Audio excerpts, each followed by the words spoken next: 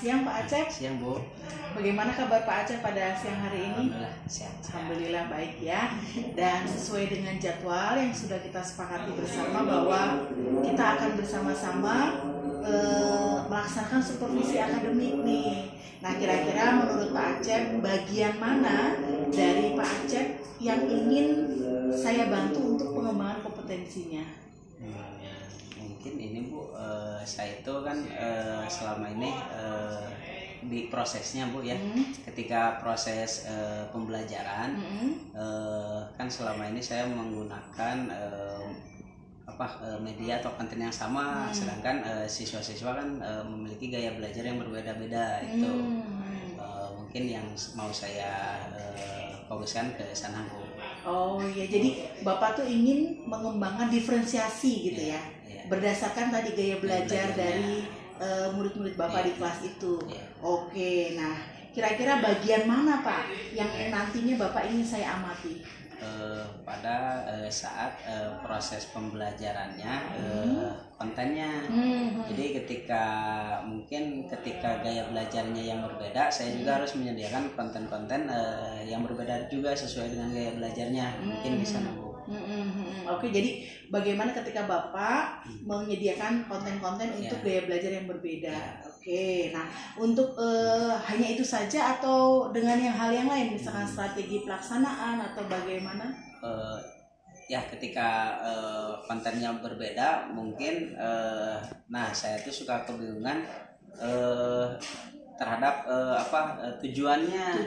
Ketika apakah tujuannya harus ketika konten yang berbeda, tujuannya tetap harus sama kan tujuannya itu.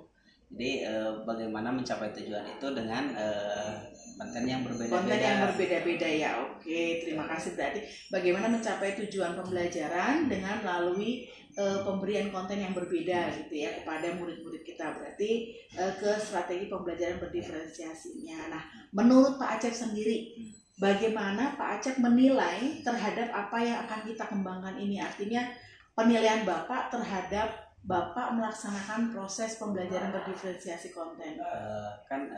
Selama ini awal tahun ajaran saya baru mengenal diferensiasi gitu ya. Jadi baru sempat melihat contoh-contoh RPP tentang bagaimana proses pembelajaran dengan berdiferensiasi, belum bisa menerapkannya di dalam pembelajaran. Mungkin kemarin sudah sempat melakukan asesmen itu baru pengelompokan, belum sampai ke pelaksanaannya gitu.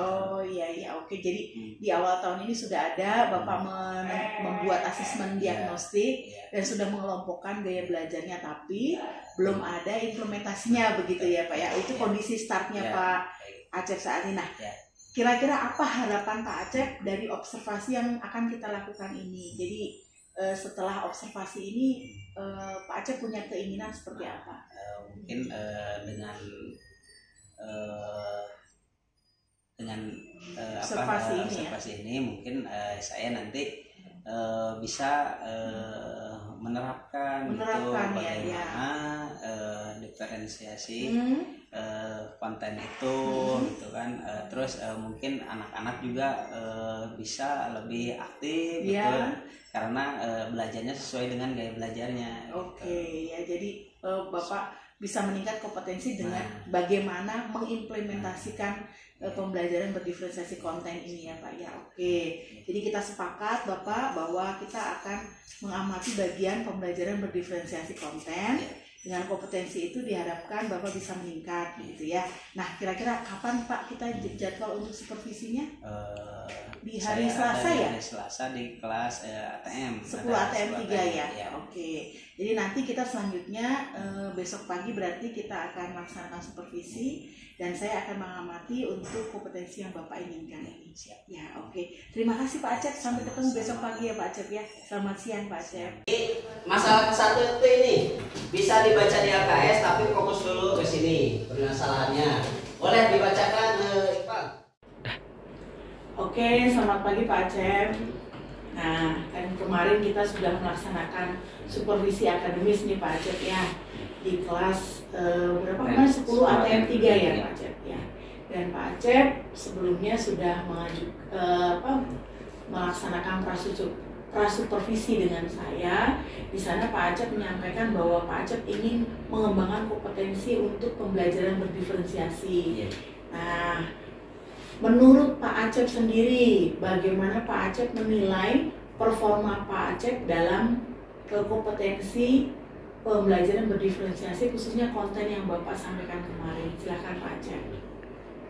Ya, kemarin itu ya, ketika pembelajaran menggunakan diferensiasi itu kan baru pertama kali juga saya melaksanakan di kelas ya. Jadi kebiasaan kontennya sama gitu. Jadi persiapannya jadi lebih gitu. Nah, saya itu melakukan dulu tes diagnostik ya ke anak-anak. Cuman hasilnya kemarin itu kebanyakan kinestetik. Nah, saya coba kelompokkan dulu anak-anaknya sesuai dengan gaya belajarnya. Nah, ketika kesulitannya pas pembelajaran, jadi si yang medianya ya, saya ketika pemberian media pembelajaran itu otomatis harus memfasilitasi ketiganya gitu. Jadi saya persiapkan yang visual, kemarin itu berupa video ya di YouTube, saya ambil, saya kasih linknya gitu. Nah, cuman terkendalanya tadi kan karena kelompoknya kebanyakan gitu. Bagusnya di yang kinestetik dikelompokkan lagi gitu biar lebih aktif semua anak-anaknya gitu. Nah, mungkin itu dulu. Oke, itu dari penilaian Pak Acep tentang performa Pak Acep kemarin. Kalau saya memberikan skala 1 sampai 10 nih Pak Acep ya, dalam penilaian Pak Acep tentang pembelajaran berdiferensiasi kemarin itu, menurut Pak Acep ada di skala berapa Pak Acep? Kayaknya baru 6 kayaknya. Iya Bu. Saya sepertinya itu kan matematika kemarin itu dipisah ya jadi 2 jam 2 jam. Kalau misalkan 4 jam sampai selesai itu saya lebih leluasa kayaknya. Jadi meskipun tujuan pembelajarannya saya persempit gitu kan, dibagi 2 lah ya gitu. Jadi saya rasa pas 2 jam itu masih kurang cukup Bu. Gitu. Jadi anak-anak teh ibaratnya mah dipacu harus sesuai dengan ini cepat gitu. Dipacu sesuai tujuan pembelajaran hari itu gitu ya. Oh iya, oke. Jadi apa yang membuat Pak Acep tadi hanya sampai di performa 6 tuh karena apa Pak?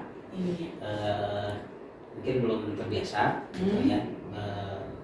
Pembelajaran dengan berdiferensiasi itu belum terbiasa. Nah, anak-anaknya juga mungkin karena biasanya kan dia tuh mengerjakan hal yang sama gitu dengan cara yang sama.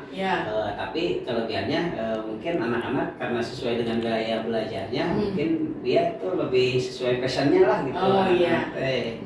Mungkin itu. Tapi saya menilai sendiri itu ya kayak tadi kesulitan ketika memfasilitasi yang kinestetik gitu. Jadi saya rasa belum puas lah kemarin itu. Makanya saya kasih nilai saya sendiri. Jadi Bapak merasa baru mendapat 6 karena belum bisa memfasilitasi anak-anak khususnya yang kinestetis ya Pak ya dalam pembelajaran berdiferensiasi itu. Oke, terima kasih Pak Acep. Boleh saya menyampaikan hasil pengamatan saya Pak Acep ya. Saya mengamati pada waktu Pak Acep melaksanakan supervisi akademik, khususnya di bagian pembelajaran diferensiasi ada beberapa catatan dari saya. Yang pertama adalah menurut saya Pak Acep sudah pas dalam mempersiapkan pembelajaran berdiferensiasi yang akan Pak Acep lakukan. Gitu ya. Jadi saya sudah melihat Pak Acep sudah mempersiapkan dengan mengadakan asesmen diagnostik di awal dengan menggunakan aplikasi di website ya Pak ya untuk mencari tahu apakah gaya belajar dari setiap anak.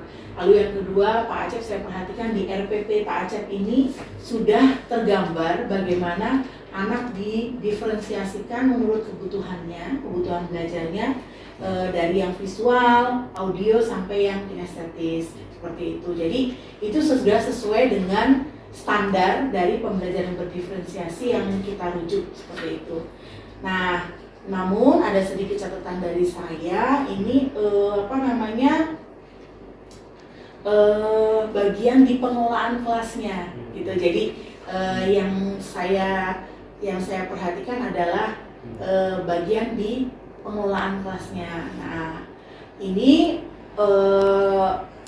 tadi saya perhatikan bahwa Pak Acep sudah memberikan fasilitas berupa video, Pak Acep juga sudah memberikan fasilitas berupa catatan ya, atau apa artikel pada yang visual, tapi pada yang kinestetis ini Pak Acep masih ada kebingungan gitu ya, kebingungan dengan bagaimana mereka melaksanakan atau mereka mencapai tujuan pembelajaran dengan kinestetisnya itu. Dan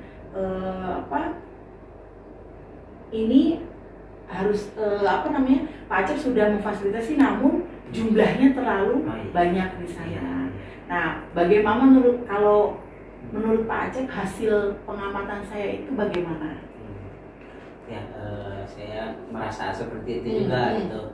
Ya seharusnya kemarin kan anak itu yang kinestetik itu tidak tahu kinestetik semua itu. Jadi ada yang kinestetik plus visual, ada yang kinestetik plus auditory. Cuman saya kelompokkan berdasarkan yang persentasenya terbesar. Padahal kalau lebih rinci saya mungkin bisa dia itu kinestetik sama visualnya seimbang, mungkin bisa ke visual yang seperti itu. Ya seperti itu. Jadi lebih banyak di kinestetik sehingga kita belum bisa mengelola yang memanage yang audio sama yang visual supaya mereka maksudnya belum bisa mengawasi dengan lebih untuk bagian sana ya Pak ya. Oke, terima kasih Pak Acep, berarti kita sudah matching ya. Pak Acep pun merasa bahwa masih ada kekurangan untuk kompetensi tersebut. Nah, kalau sekarang kira-kira apa yang Pak Acep bisa lakukan untuk saat ini untuk mengembangkan potensi itu Pak? Kompetensi itu yang Pak Acep bisa lakukan ya. Paling saya melihat banyak proses pembelajaran yang menggunakan diferensiasi itu. Saya mungkin merujuk ke lihat video-video yang di YouTube banyak gitu. Mungkin dengan berbeda jenjang gitu. Saya lihat yang di SD gitu. Cuman karena konteksnya ini pembelajarannya matematik, nah itu kadang bab tertentu kesulitan yang membuat konkretnya gitu, kayak apa gitu ya. Di matematik juga sih yang abstrak konkret ya. Oke. Kali itu.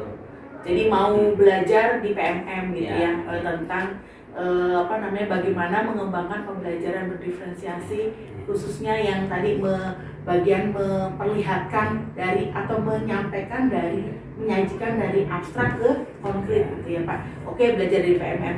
Ada lagi yang akan Bapak lakukan sehubungan dengan itu setelah Bapak belajar? Kalau di kelas Bapak akan melakukan apa misalkan Pak? Di kelas mungkin evaluasi dari anaknya juga gitu ya.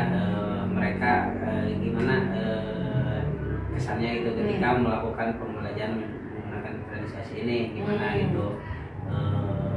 Refleksi refleksi sesudah pembelajarannya. Oke. Gunanya untuk apa itu kira-kira refleksi pembelajaran Pak?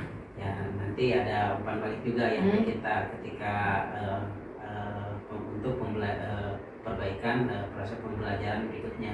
Oke, nah di antara dua ini Pak, kira-kira yang paling dekat untuk bisa Pak Acep lakukan untuk mengembangkan potensi atau kompetensi Bapak di bidang pengelolaan dalam pembelajaran berdiferensiasi itu, yang mana yang bisa dalam waktu dekat Pak Acep lakukan? Paling kalau sekarang kan terjeda dulu kegiatan PAT ya. Gitu. Paling saya ke PMM dulu gitu. Karena memang belum selesai itu. Saya juga PMM-nya. PMM bagian pembelajaran berdiferensiasi ya Pak Acep ya. Oke. Nah, Pak Acep, kalau sesudah ini Pak Acep akan melaksanakan kita PAT, berarti Pak Acep mau mulai PNM. Kira-kira Pak Acep, kapan Pak Acep mau mulai belajar di PNM untuk khususnya di pembelajaran berdiferensiasi? Ya, kalau itu kan kalau cepat juga ini ya. Ketika PAT kan jadwalnya kita jadi kosong ya, jadwal ngawas saja. Jadi targetnya mungkin 2 minggu ke depan insya Allah selesai. Oke, 2 minggu ke depan berarti PAT selesai tanggal 9 ya Pak? Iya. Tanggal 9. Oke, berarti kira-kira kita bisa ketemu lagi kapan Pak untuk melihat progres Bapak terhadap pembelajaran berdiferensiasi? Senin kayaknya ini ya, Senin ya Pak? Senin aja. Jadi tanggal 11 ya. Oke, berarti tanggal 11 kita ketemu lagi. Kita akan lanjutkan dengan diskusi bagaimana apa yang sudah Bapak dapatkan selama belajar di PNM. Tentunya juga nanti kita sama-sama mendiskusikan kapan kita bisa terapkan itu di kelas Pak Acep ya. Oke, terima kasih Pak Acep karena sudah bersedia saya supervisi dan juga saya coaching pada pagi hari ini. Mudah-mudahan kita bisa mendapatkan manfaat dari kegiatan ini. Atur nuhun Pak Acep ya.